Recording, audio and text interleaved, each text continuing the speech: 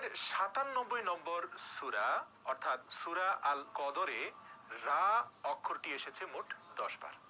যেখানে সূরা আল কদরের শুরুও কিন্তু ইন্না শব্দ দিয়ে হয়েছে এবং দ্বিতীয় সূরা সূরা আল কাউসার যার প্রতিটি আয়াতের শুরুই হয়েছে ইন্না শব্দ দ্বারা।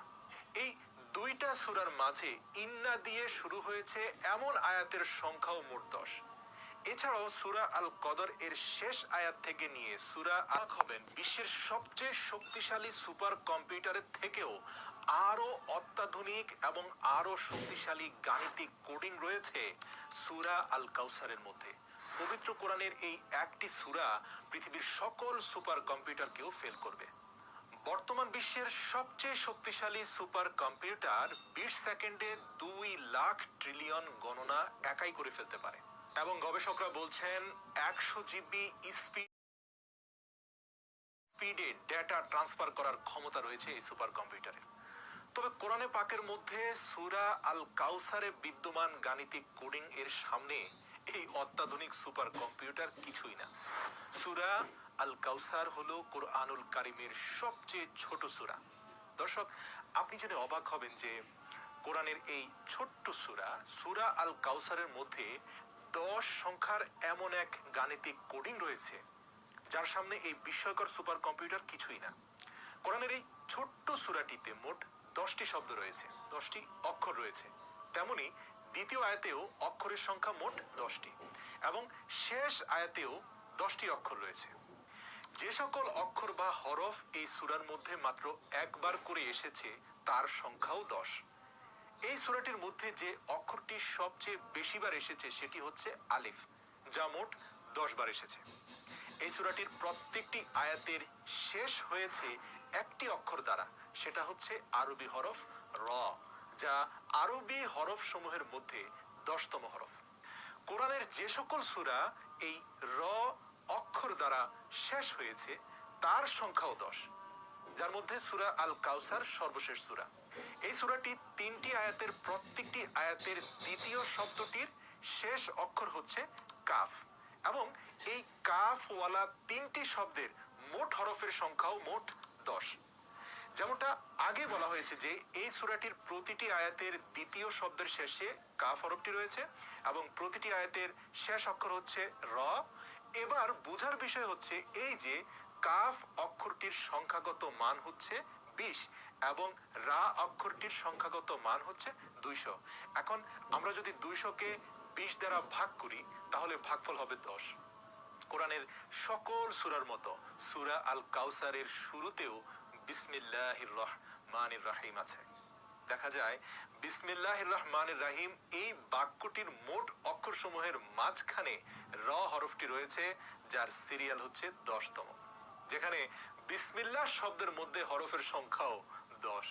পুরো কোরআন শরীফের ২টি সূরা এমন রয়েছে যার শুরু হয়েছে ইন্না শব্দ দিয়ে এবং যাদের শেষ হয়েছে রা অক্ষর দিয়ে, যার মধ্যে প্রথম সূরা হচ্ছে সূরা আল কদর, যা পবিত্র কোরআনের ৯৭ নম্বর সূরা এবং দ্বিতীয় সূরাটি হচ্ছে সূরা আল কাউসার, যা পবিত্র কোরআনের ১০৮ নম্বর সূরা। মজার ব্যাপার, এই ২টি সূরার মাঝখানে সূরাসমূহের সংখ্যাও ১০টি। কোরআনের ৯৭ নম্বর সূরা অর্থাৎ সূরা আল কদরে রা অক্ষরটি এসেছে মোট ১০ বার। যেখানে সূরা আল কদরের শুরুও কিন্তু ইন্না শব্দ দিয়ে হয়েছে এবং দ্বিতীয় সূরা সূরা আল কাউসার যার প্রতিটি আয়াতের শুরুই হয়েছে ইন্না শব্দ দ্বারা। এই দুইটা সূরার মাঝে ইন্না দিয়ে শুরু হয়েছে এমন আয়াতের সংখ্যাও মোট ১০। এছাড়াও সূরা আল কদর এর শেষ আয়াত থেকে নিয়ে সূরা আল কাউসার এর প্রথম আয়াত পর্যন্ত মাঝখানে যতগুলো সূরার যত আয়াত রয়েছে তার মধ্যে এমন শব্দ মাত্র ১০টি রয়েছে যার শুরু হয়েছে রা হরফ দিয়ে। কোরআনের ৯৭ নম্বর সূরা সূরা আল কদর এর শুরু আলিফ দিয়ে এবং এই সূরার মোট এমন ১০টি শব্দ রয়েছে যার শুরু হয়েছে আলিফ দ্বারা। এই সূরা আল কাউসার পবিত্র কোরআনের সবচাইতে ছোট সূরা। এই ছোট্ট সূরা আল কাউসারে মহান আল্লাহ রাব্বুল আলামিন এমন গাণিতিক বিস্ময়কর কোডিং লুকিয়ে রেখেছেন যা স্পষ্টভাবে প্রমাণ করে যে এই কিতাব কোনো মানুষের লেখা নয়, এটা স্বয়ং আসমানি কিতাব, আসমান জমিনের মালিক আল্লাহ রাব্বুল আলামিনের তরফ থেকে এসেছে। সুবহানাল্লাহ।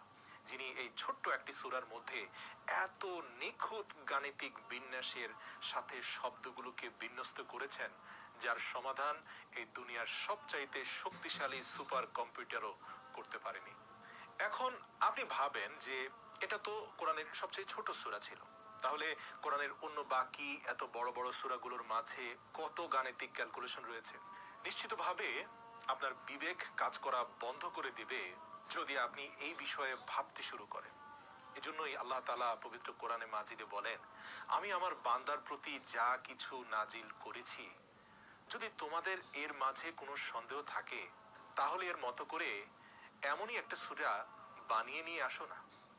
আল্লাহ তাআলা আমাদের কিয়ামতের দিন হাউজে কাউসার থেকে পানি পান করার তৌফিক দান করুন, যে হাউজে কাউসার নিয়ে সূরা কাউসার নাজিল হয়েছে। যেদিন কঠিন পিপাসার মধ্যে শুধুমাত্র হাউজে কাউসারের এক গ্লাস পানি আপনাকে পুরো কিয়ামতের ময়দানের পিপাসার হাত থেকে রক্ষা করবে, পরিপূর্ণ প্রশান্তি দান করবে।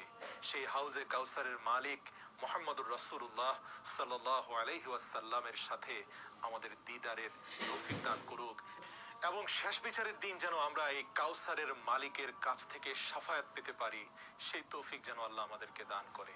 আমিন।